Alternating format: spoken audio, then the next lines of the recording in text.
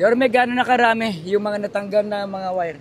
Well, based nga sa ginagawa ng Meralco o yung blight, no? Yung operation na ito, the private sector through Meralco and the local government unit, the City of Manila, is now heeding the call of our constituents in as much as we can to clear up weight sa mga poste namin. No? At saka yung madalas makikita mo yan sa commentaries, no? Yung spaghetti wire. With this effort headed by Meralco, the least thing that we can do is to be grateful to Meralco na at least may nakikinig sa amin at may tumutugon sa panawagan at request ng taong bayan. Kaya kahit paano, you know, that's 2 million kilos of unnecessary, unutilized and unusable wires. Malaking bagay yun na hindi kaila sa inyo. A few months ago, I think it was fully televised and covered na may tumumba rito dyan sa Kodli, sa kanto dyan. Tabi na simbahan. Maswerte tayo, walang buhay na disgrasya.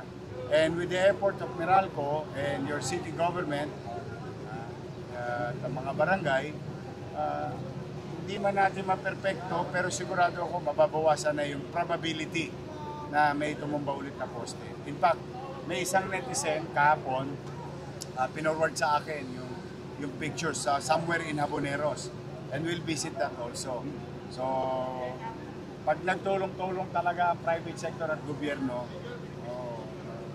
inch by inch, meters by meters, and before we know it, we've achieved several miles of, you know, making the city of Manila pleasant, maliwalas at panatag na pamumuhay. So we're very happy to the MVP group of companies and particularly to Meralco. Kasi makikita nyo dyan, no? Maaaring Meralco ang punot dulo o simula, pero kasama din dyan ang cooperation ng PLDT and all other telcos that may be utilizing itong mga pose nila. Sir, gano'n nakatagal ito na, just for context? They've been doing it since April, somewhere else. And during our last meeting, medyo magpo-full blast ang Meralco sa Manila. May special request kami. Okay. Sir, ano yung special circumstance ng Manila? Well, unang-una, gusto namin magpasalamat ng boss kay Yorme for supporting us in this endeavor.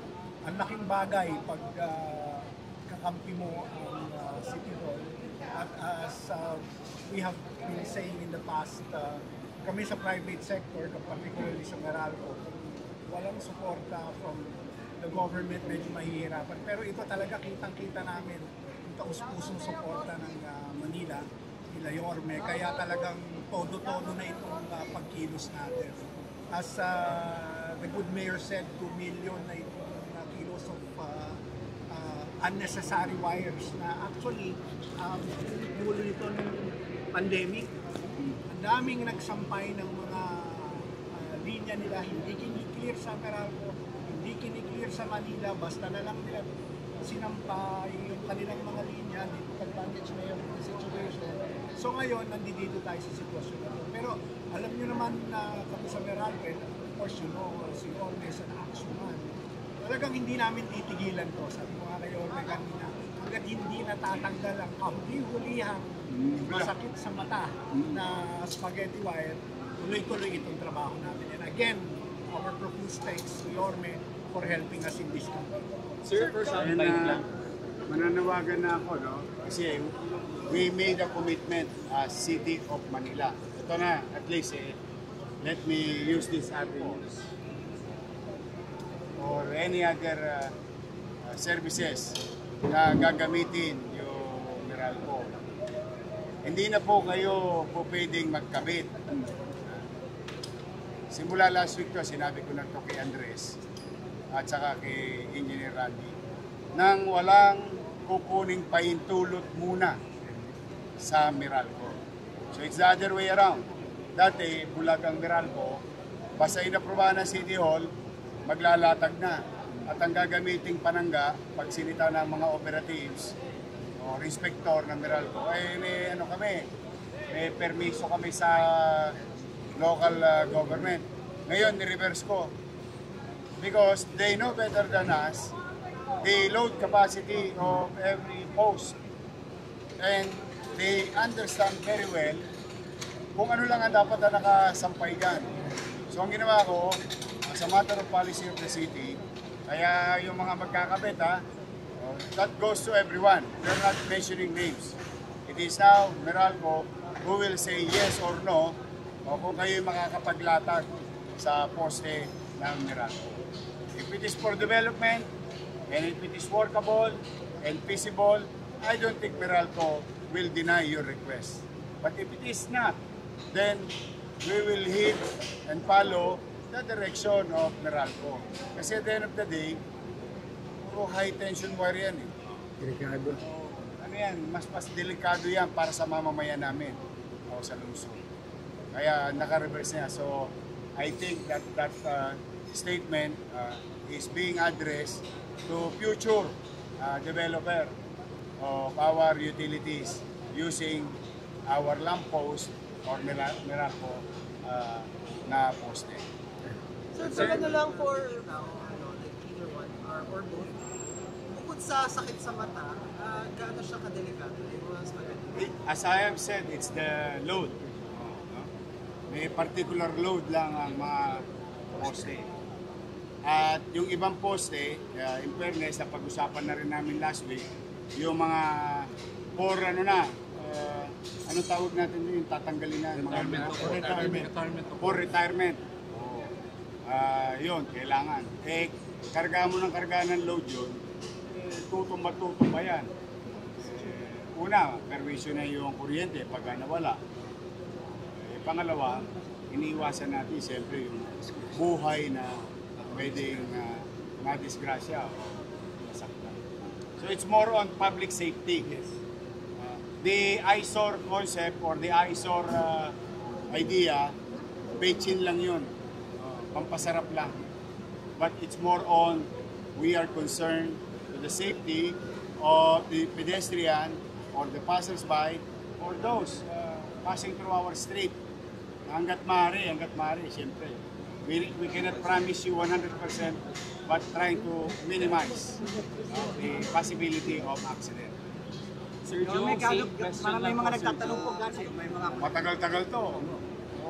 1-2. Sawa. Hanggat may problema. Ano naman kasi yan yung urban blight niyan na initiative ng Meralco, hindi lang naman dito sa Maynila. I think they're gonna do it sa area na siniservisan nila.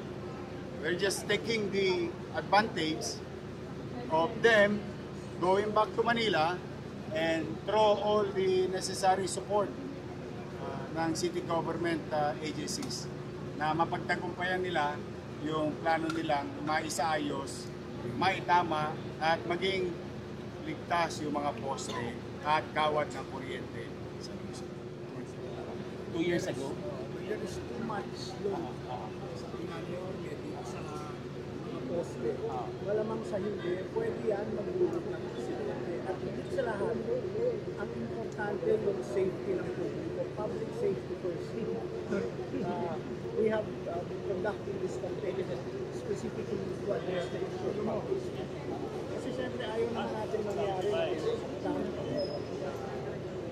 masawi dahil lang dyan sa ganang nangyari.